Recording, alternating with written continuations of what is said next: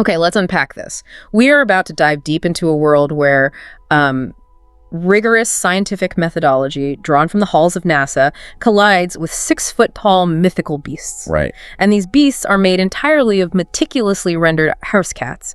And somehow, in the hands of the artist SHYAMA GOLDEN, it makes perfect, delightful, and just deeply layered sense. It absolutely does. It's that unique synthetic logic that, it really defines her output. Her work consistently requires you to look twice. You look once at the humor, the whimsy of it, but then you have to look again at the astounding depth of research that's backing it all up. Exactly. So today we are diving into a whole stack of sources that chart her professional life, her crucial shift from commercial design to full-time fine art, her surprising family history, and how she uses this sort of hybrid skill set to explore these deeply complex issues of identity, politics, and the nature of reality itself. It's a lot to cover. It is, and our entry point, and I think it's the perfect illustration of this tension between whimsy and rigor, is the magnificent and frankly slightly absurd Catsquatch. It has to be.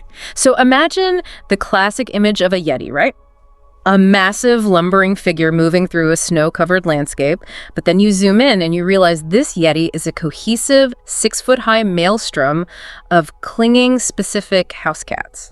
And this is exactly where that scientific heritage comes in. They aren't just generic blobs of fur. No. Our sources detail this assiduousness. I mean, we're talking Russian blues, Maine Coons, Siamese, Bengals, Tabby, Tortoiseshell. Tuxedo cats, Siberian, Snowshoe. Norwegian Forest cats. I mean, each cat is identifiable, rendered with true technical skill, and yet they collectively form this entirely ridiculous composite mythical beast. It's that subtle coupling of whimsy and just deep, sustained technical labor. Yep. So the mission for you, the learner, today is to move past that visual punchline. We want you to really understand the complexity that's sitting just beneath that accessible, often humorous surface. We're going to trace how Golden's need for exhaustive research, which is truly an inherited methodology, directly influences her creative output, her thematic focus, and her ability to weave these complex narratives. Yeah, it's a deep dive into the method of how she acquires and applies knowledge, not just looking at the finished product. Yeah. To understand why she paints with the precision of a scientific illustrator, you have to start at the very beginning. You have to. You have to trace the surprising, almost non-artistic roots of her creative discipline. So let's start there. Let's get into those roots. So when you first encounter Golden's work, it feels, whimsical, very narrative, and deeply focused on human or societal themes. But when you look at her family background, you realize that her fundamental inheritance wasn't necessarily artistic freedom. Yeah. It was scientific rigor and a meticulous approach to observation. It's just an incredible story. I mean, 2 generations of scientists. Her parents were career academics, so the environment she grew up in was so radically different from, the typical artistic household. Completely. Her father was a chemist and a highly specialized soil scientist, and he was deeply involved with NASA, working specifically on the Mars exploration team. Which is that level of work demands such disciplined observation, verifiable data, and absolute precision. There's no room for error. None. And then her mother's professional journey is equally fascinating, maybe even more telling, about the eventual philosophical direction SHYAMA GOLDEN's art would take. Right. Her mother initially trained as an entomologist. She was intensely focused on insects, biological classification, that whole world. But she ultimately shifted fields entirely to become an immunologist. And that pivot, that wasn't a scientific one, it was ethical. Our sources explain that she couldn't reconcile the ethical dilemma of the mass killing of bugs that's necessary for certain aspects of entomological research. So she just couldn't do it. She moves to the study of antibodies and immune response instead. Exactly. And that speaks volumes, I think, about a family culture that, while it was rooted in hard science and empirical fact, was also deeply wrestling with the moral and emotional costs of that work. The ethics of specialized study. You can just see the echoes of this tension all over Golden's childhood home. We know that framed electron microscope photography images focused on minute detail, structure, abstraction, those were hung on the walls and treated as high art. What an intense visual education, just structural integrity and almost frightening detail from the very start. And her bedroom. Solely decorated with NASA posters. I mean, she was raised in an environment where the grand ambition of space exploration and the microscopic world of cellular biology were the dominant visual languages. That was normal for her. So it's no surprise at all that at one point, Golden seriously considered going into scientific illustration. You can see it in the work. You absolutely can. If you look closely at her paintings, especially her rendering of flora, the meticulous, elegant details of leaves and blossoms, you can see the ghost of that early career consideration. The precision is already baked in. What's so fascinating, though, is the twist in the story. The great irony here is that her parents actively discouraged her from pursuing science. Right, because they knew the struggle. They knew the financial, emotional, and systemic struggles inherent in that field. They wanted to steer her away from that specific career path, but they fundamentally couldn't steer her away from the methodology itself. And that is the absolute core insight here. They discouraged the career, but they bequeathed the process. Yeah. That deep methodology, the absolute need for exhaustive research, the systematic approach to dissecting a concept, the reliance on primary visual sources, that became the central engine for her artistic output. She just applies the scientific method to art history or mythology or cultural commentary instead of, soil samples or antibodies. And she is very aware of this process. She almost sees it as a necessary prerequisite before the creativity can even kick in. The sources suggest she even uses that methodology as a form of creative procrastination. Which is so relatable. So relatable for anyone facing a big project. Exhaustive research is both a necessary part of her creative process and a means for avoiding the blank canvas. But when she does that deep research, it yields these incredibly layered and intentional results. It creates those brilliant aha juxtapositions that define her mature style, where something completely absurd is grounded by meticulous fact. Okay, so let's look at some examples of this. How does it actually play out in a painting? Let's look at two specific complex examples of her deep research in action, starting with the oil painting, Covert Operations. Right, that's the one where we see this hidden world inside a fish, right? It sounds wonderfully surreal, but you're saying every single element is researched. Precisely. The core scene shows 1960s female computer operators, human computers, working on these massive mainframes. To create this, Golden didn't just invent the costumes or the technology. Oh, she went to the source. She plunged into history. She read extensively about women in early computing, a history that's often overlooked or actively erased, documenting who these women were and what their environment looked like. She studied historical photographs by people like Larry Luckham, who was an operations manager at a Bell Labs data center in Oakland in the late 60s and early 70s. She grounded the human historical story in primary source fact. So the history of the women is disciplined, detailed, completely factual. But then comes the surreal framing device. Why are these women working inside the belly of a large, kind of melancholic-looking fish? Well, that required more research. Of course it did. She plunged into ichthyology research, the study of fish, to choose the appropriate species for the large, sad-faced fish that houses the scene. The science acts as this rigid framework for the surrealism. It makes the final choice intentional. She could have just painted a cartoon fish, but no.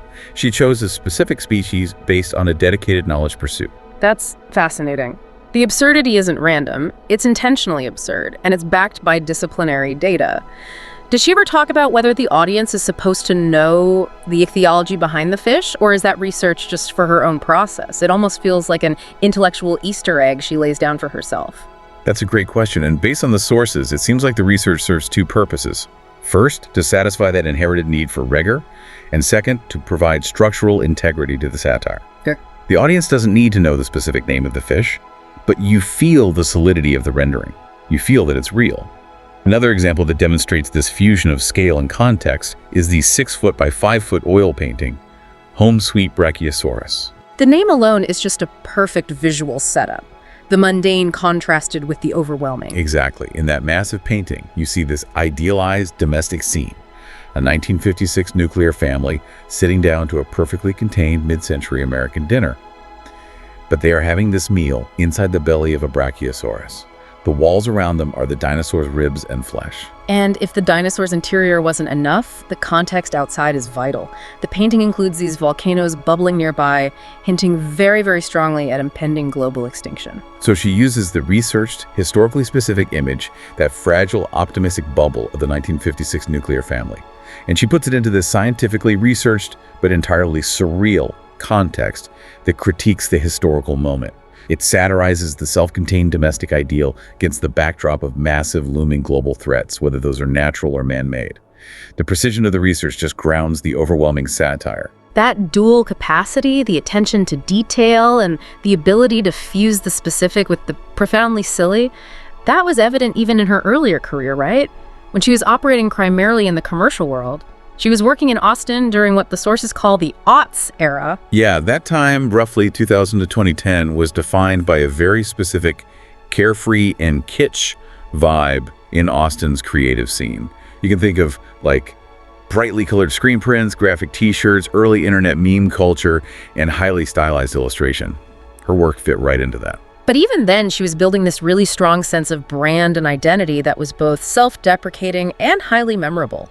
You can see that on her physical artifacts, like her letterpress business cards. Oh, those cards are brilliant. Yeah. They feature a llama in these thick-rimmed, nerdy chic glasses, with a speech bubble that gently reminds the recipient that Shyama rhymes with llama. It's a genius piece of branding. It is, because it uses this accessible humor to commit her unusual name to memory immediately. And crucially, it tapped into a much broader cultural wave. That simple joke and the screen-printed t-shirt she created around that llama, it really captured what the sources call a widespread font of gleeful geekery. She kind of caught the llama craze early, integrating her personal identity into the broader, emerging pop culture of the time. And this was really the foundation of her career. She earned a BFA in graphic design and spent a full decade primarily working as a graphic designer, font designer, and illustrator. She was only exhibiting her paintings sporadically. It wasn't until around 2020 that she fully committed and shifted her focus to full-time fine art painting. But those commercial design skills are exactly what give her later fine art its visual economy and that undeniable impact.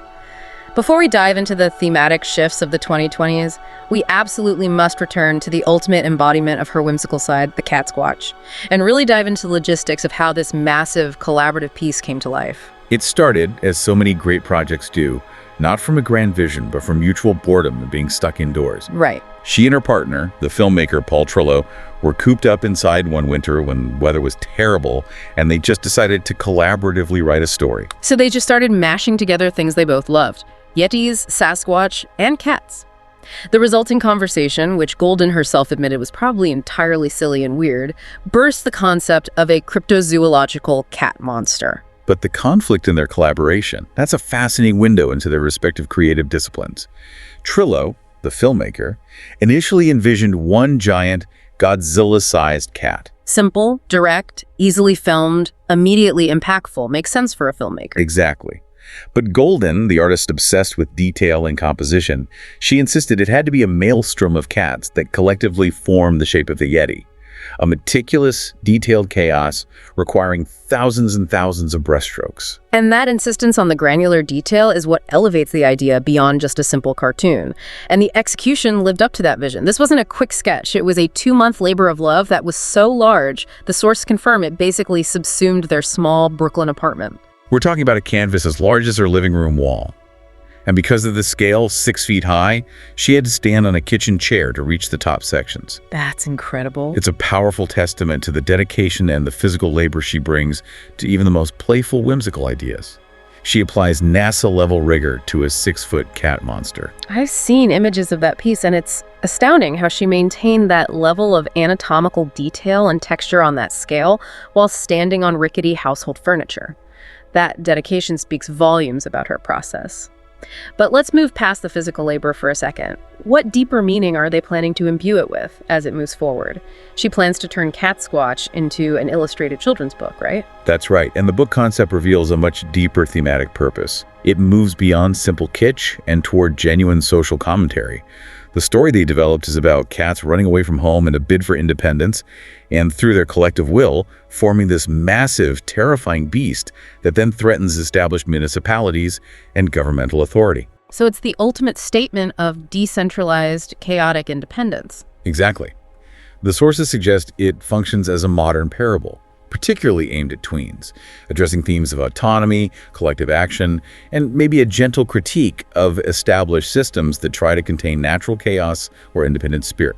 So even the silly cat monster is layered with political and psychological undercurrents, which of course brings us smoothly to the next major point: the evolution of her thematic focus as she moved into full-time painting, and the world became, well, a lot more complicated. Golden herself draws a very clear line in the sand regarding this transition in her work. She separates the carefree Austin era from the more introspective Brooklyn/current era. She says, and this is a key quote, "When I lived in Austin in the fires, there was a carefree and kitschy vibe which was reflected in my work." She was matching the environment, but the current decade is fundamentally different, and her output reflects that shift in gravity. She notes, "In the current decade, I've definitely turned more to the psychological." Right. The whimsy remains, often as a vehicle, but the subjects take on greater weight, more introspection, and more socio-political engagement. This shift directly leads into the political implications of her work, even when the politics aren't necessarily her primary artistic goal. And she addresses this tension directly. She states, "I don't aim for my art to be political, but because I have my own perspective and worldview, that inevitably comes through in the art." That's such a crucial distinction. It separates genuine artistic expression from, commissioned messaging. It's not propaganda. It's the authentic reflection of her experience living in a highly polarized world, informed by her own identity and her own research. And she further drives this point home with a really powerful quote about the necessity of engagement in the current climate. She says, "I don't really know how you can not be political during a time when people are so polarized and misinformation is everywhere." Which suggests that the simple act of reflecting reality accurately as an artist with a complex perspective is an inherently political act today. It is. So let's use a major pivotal example of this shift and the subsequent political impact. Her 2018 Women's March illustration. This was commissioned to commemorate the one-year anniversary of the event. This project was a significant turning point for her in terms of exposure and thematic depth. Because she was dealing with this vast historical movement, Golden described the preparation for the work as a crash course in women's studies. So she didn't just rely on what she already knew. Not at all. She applied that same exhaustive research methodology from her scientific roots to understanding the comprehensive history of women's rights in America. And the resulting image is just masterful in its composition and its inclusivity. Visually, it's a map of the United States, but that map is composed entirely of dozens of individual portraits of women who have pushed the struggle for equal rights forward. The list of figures she cited is staggering in its reach and its symbolic inclusion. It moves far beyond the standard historical figures you might expect. You see giants like Rosa Parks and Ruth Bader Ginsburg alongside civil rights activists like Dolores Huerta and Dorothy Pittman Hughes. And athletes like Ibtihaj Muhammad, political figures like Michelle Obama and Bella Abzug, and even cultural icons like Beyoncé Knowles. It's an American history lesson compressed into a single, vibrant, densely populated image. What made the image particularly impactful, and what really speaks to her specific worldview, was her commitment to inclusivity. The source material highlights that the population of her visual America was intentionally multiracial and multicultural. She gave equal weight to trans women, gay women, athletes, artists, activists, scientists, kids. Right. She made sure the complexity and the intersectionality of the movement were structurally reflected in the final composition. And the functional impact of this illustration goes way beyond just art appreciation or, social media visibility. Because of the sheer density and historical accuracy of the figures, the print is actually used by teachers and parents as an educational tool. It's a vibrant contemporary way to explore the complex, often hidden stories behind each face. For advanced learners, it's even been called the feminist equivalent of Scott Parks' robot prints. Now, for those who don't spend their time analyzing the minutiae of science fiction supergeeks, that reference needs some context. It does. It simply means that it is a densely packed visual checklist that rewards those who can identify every single figure. It challenges you, the viewer, to delve into the history and the identity behind the portraiture. Exactly. It's a visual encyclopedia. It's the highest form of that scientific, research-driven methodology applied directly to a major political and historical concept. It turns the viewing experience into an act of inquiry and learning. And that work on the Women's March illustration, it served as a crucial catalyst. Yeah. It quickly established her reputation, and it led directly to a series of dynamic portraits that solidified her status as an artistic champion of women of color. This focused series really kicked off in 2017 with an illustration of Issa Rae. And that piece was specifically requested by an art director, Diane Holton, who is known as a significant diversity and inclusion advocate in the design world.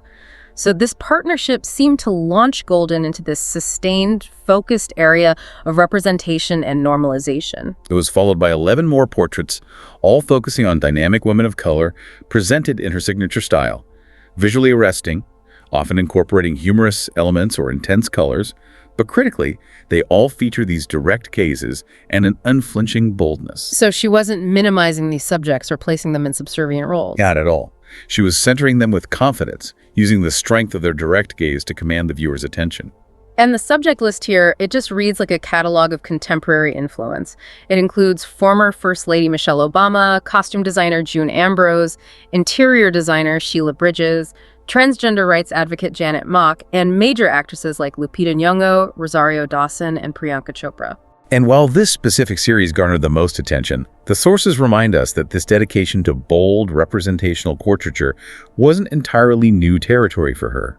She had previously used a similar, strong visual approach for renderings of filmmaker Spike Lee, the legendary Biggie Smalls, and the Indian activist and writer Arundhati Roy. But the density of the series focusing on women of color brought her widespread critical recognition. The core philosophy underlying all this work is one of normalization, and Golden is very, very explicit about her goals here. She wants to use her art to address historical erasure and the overwhelming imbalance in traditional Western art history, where European subjects have long dominated high portraiture. She states her mission so clearly. She says, "I would love to see people of color in art normalized. Not that we aren't weird and unique as individuals, but it should be normal to see us in Western portraiture." And this isn't just about celebrating diversity, it's about correcting the historical record and adjusting the visual baseline for what constitutes a canonical portrait subject. That is a tremendously powerful goal. It's about creating an art historical narrative that accurately reflects the true complexity and diversity of contemporary life, rather than, relegating non-white subjects to a side note or a niche category.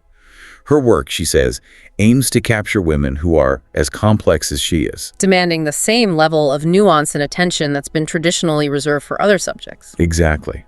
And this commitment to complexity is where her initial whimsical style truly evolves into something that is both deeply critical and powerfully celebratory at the same time. How so? Well, the celebration comes from the vibrant colors and the bold composition, while the critical component is the very act of centering subjects who have historically been marginalized in fine art spaces.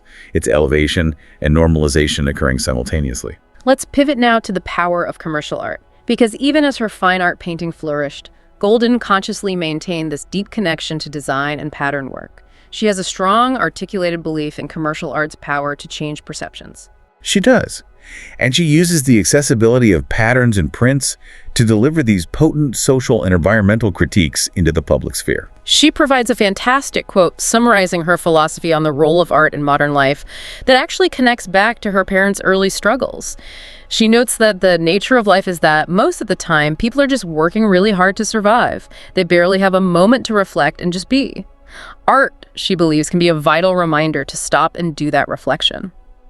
But she doesn't see commercial art as merely decorative relief.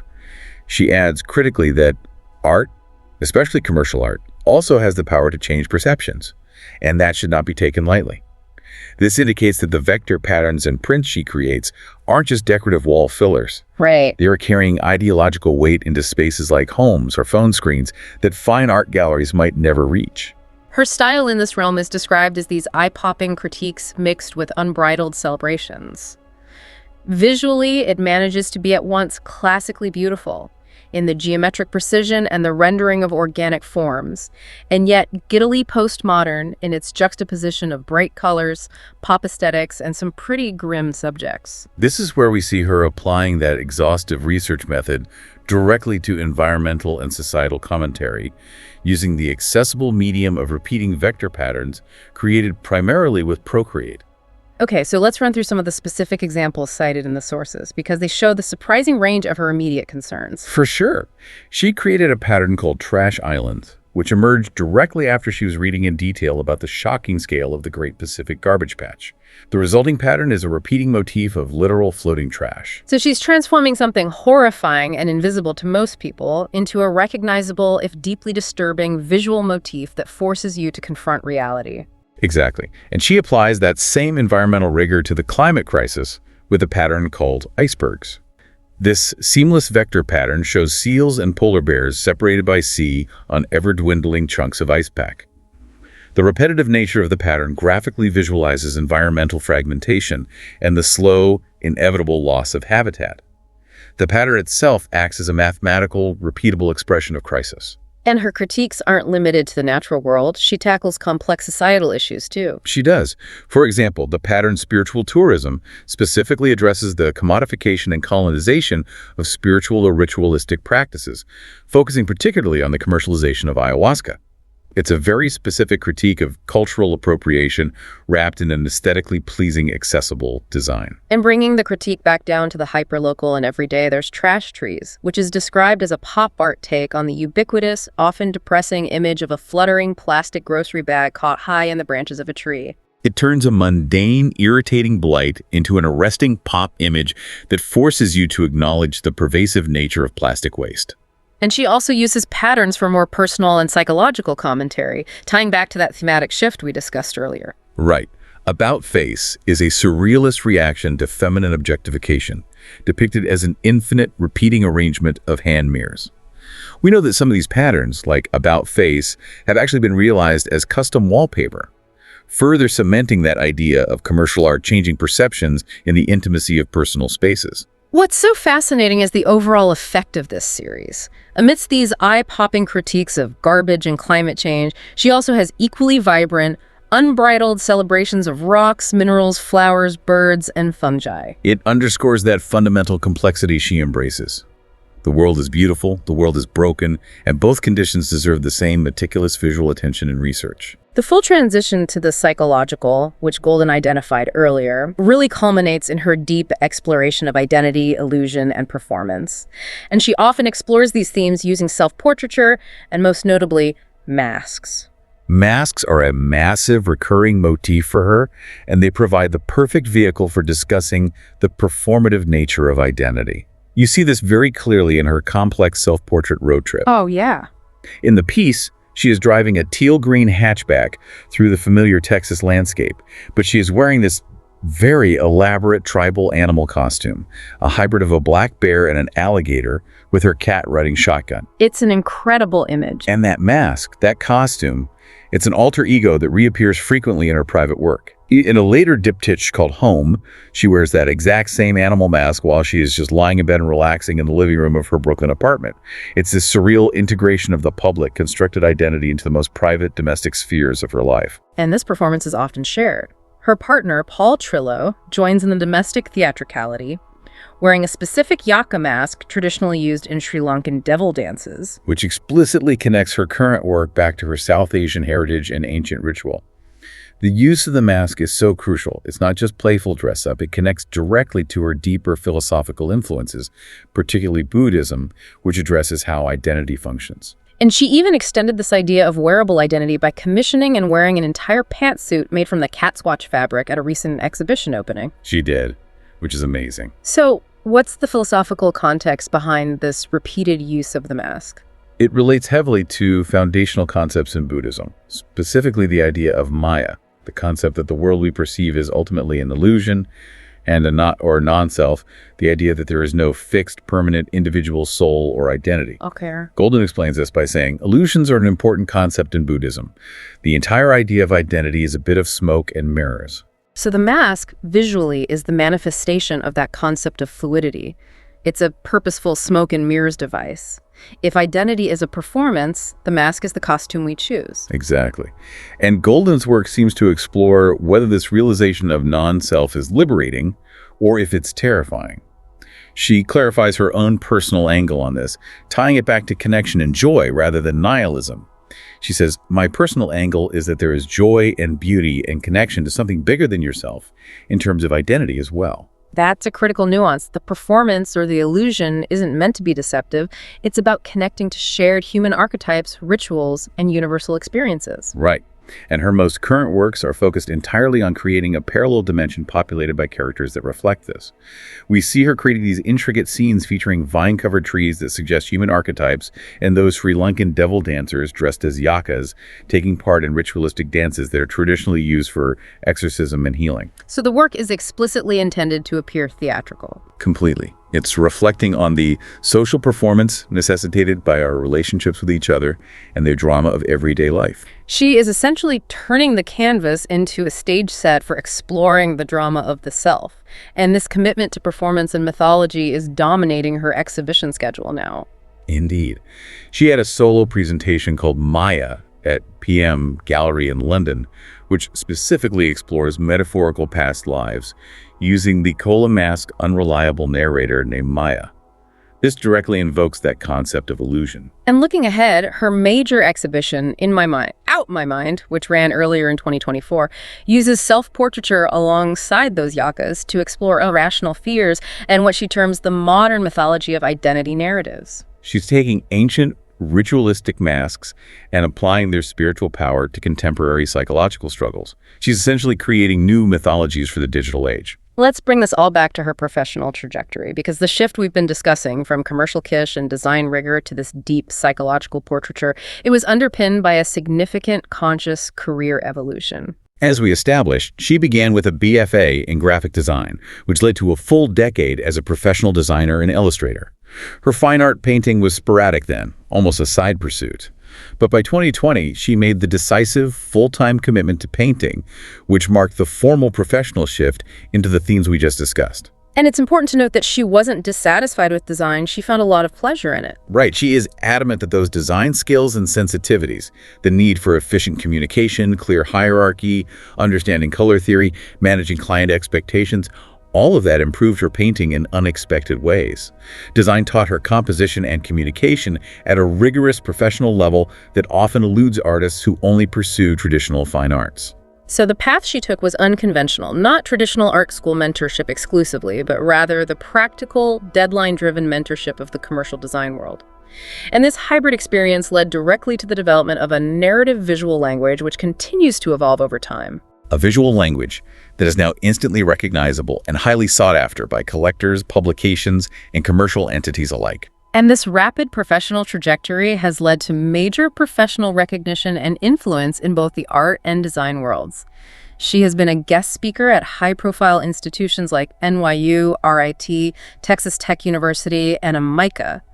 She also served in a prestigious role as a juror for the One Club for Creativity, Young Guns. She's been published in significant books profiling contemporary artists and designers who challenge the status quo, including the 2020 book We Are Here, Visionaries of Color Transforming the Art World, which directly addresses the importance of representation, and the 2019 book Designers, a celebration of women in design today. Commercially, her work has attained really widespread visibility. It has been featured on covers for major national publications like the New York Times and the LA Times, as well as high-profile media like Netflix Q.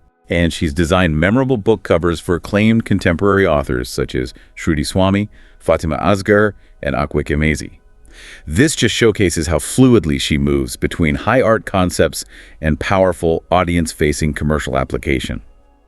Even her physical paintings have found their way into films, featured in works like Little, Fletch, and Boxing Day. And finally, her physical exhibition record confirms her standing in the established fine art world. She's moved from local galleries to major institutions. Her paintings have been exhibited at the Museum of Modern and Contemporary Art Sri Lanka, Jeffrey Deitch Gallery in NYC and LA, Mickey Ming Gallery in SF, Swivel Gallery in Brooklyn, and Trotter and Scholler in NYC. She has fully bridged the gap between the commercially trained designer and the philosophically driven established fine artist. So what does this all mean for you, the learner? If we synthesize SHYAMA Golden's career, we see an artist whose work is this complex, beautiful hybrid. It's a synthesis of scientific curiosity, exhaustive research, playful kitsch, and deep psychological engagement, all executed through a unique narrative visual language refined by a decade in commercial design. Her method is the crucial takeaway here. It really is. It's a template for how to gain knowledge thoroughly and apply it creatively.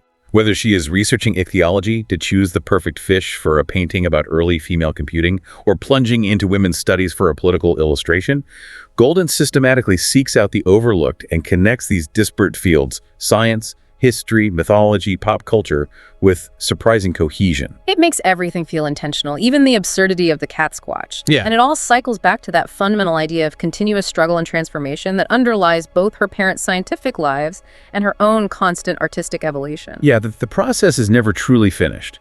and the ideal outcome is rarely achieved on the first try. Which brings us to a final, provocative thought. It's one that Golden shared as a deadpan phrase her parents would use whenever something was definitively out of her control and didn't go according to plan. That phrase was, "Too bad, so sad, maybe next birth." It's just so good. It's a brutally casual, almost Buddhist acknowledgement of suffering and resilience that extends beyond one lifetime. It evokes the eternal cycle of Sisyphus pushing the boulder up the hill, suggesting that we just have to accept the inherent difficulty of the human project. But if you view it through her artistic lens, it's actually a profound lesson in resilience and creative license. That phrase, "maybe next birth," isn't just a grim philosophical statement. No. It liberates Golden from having to solve the world's deep-seated problems in one painting. It allows her to embrace the complexity of continuous, messy effort, knowing that the striving itself is the point. It reminds us that even within one single lifetime, we go through so many versions of ourselves. Desiring, striving, stumbling, soaring, tumbling, grieving, learning, dying, and transforming. The only connection we have to those previous versions, the younger, the striving, the grieving self, exists only in subjective stories and the visual worlds we create. Maybe next birth, indeed. That recognition that the struggle is the story and the story is all we have is the final takeaway for you, the learner.